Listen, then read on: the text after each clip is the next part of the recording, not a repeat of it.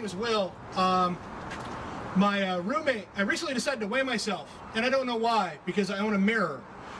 So I know the news isn't going to be good. But my roommate got one of them new electronic scales, right? So I stepped on it, and it turns out I weigh No, doctors do not like that when you put that on medical forms. Height, 6 foot-ish, weight, sex, no. But, I mean, I'm comfortable with my body. I did this to myself, you know? If I were to say what the finest part of my body is, I'd have to say it's my ass. No, I've got what you call a movie screen ass. Wide and white with a 16:9 aspect ratio. I always like to clarify for telling that joke that I don't actually watch movies off of my own ass. Mostly because I only own the one mirror. But, I mean, I'm soft, I'm cuddly. If anybody wants to hug me after the show, awesome. As a matter of fact, my body's kind of like memory foam. If you're going to put a glass of wine on lefty and then jump on righty here, that wine is not going to spill. Oh, man. You ever see a baby so cute, you have to remind yourself not to steal it? No, here's what happened. I was at the IHOP. You always see the cute babies at the IHOP. And I'm 32 now. So I'm starting to think I need to make a backup copy of myself.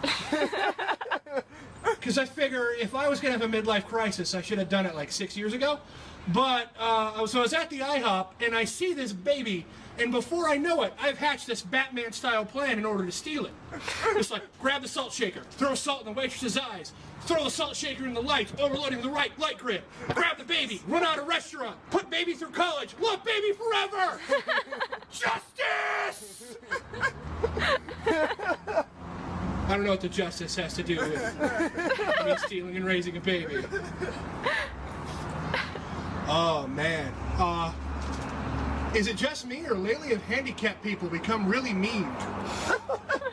No. This isn't just blind bigotry. I got a point here. The other day, I was standing in an aisle in a store, and this blind guy just whacks me on the ass with his cane. And I figure he's blind. He didn't mean it. So he just whacks me again and just starts shouting, "Dance for me, baby! Show me what you can do!" And then I'm outside waiting to cross the street. This guy in a wheelchair runs over my foot, backs up, and runs over my foot again.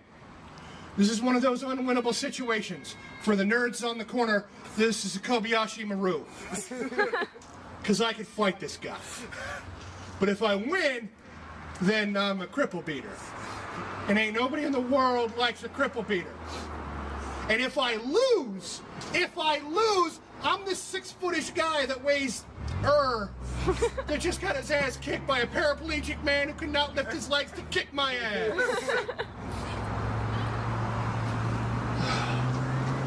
I'm not gay yet. I decided I could be if I would be allowed to treat the male appendage like it was fondue. Because I'll put anything in my mouth with that chocolate sauce or cheese sauce on it. And with the right flavor of cheese sauce, I may not notice when he finishes. Speaking of bad taste in your mouth, this whole Chick-fil-A controversy's really got me mad. Because we're taking political instructions from a guy who cooks chicken.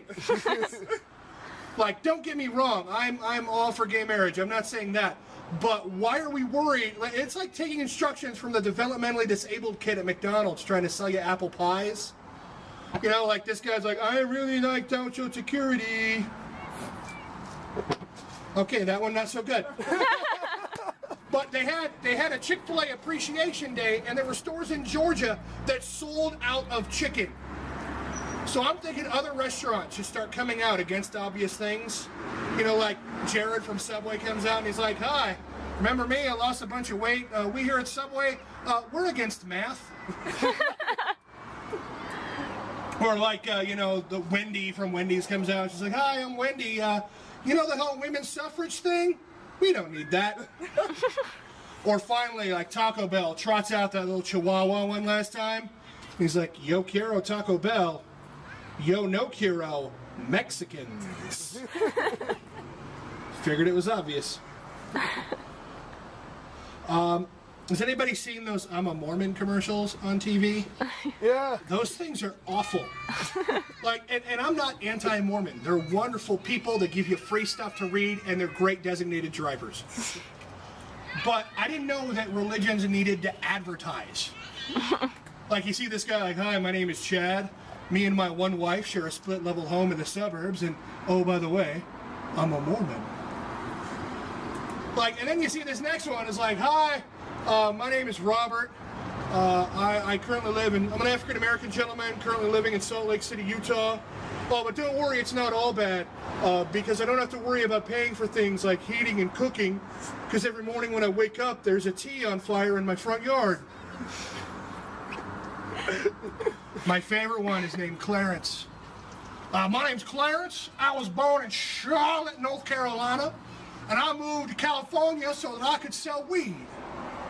I got all the weed that you need. I got weed in bread. I got weed you can spread. That's a poem. People say, Clarence, you're a degradation to society.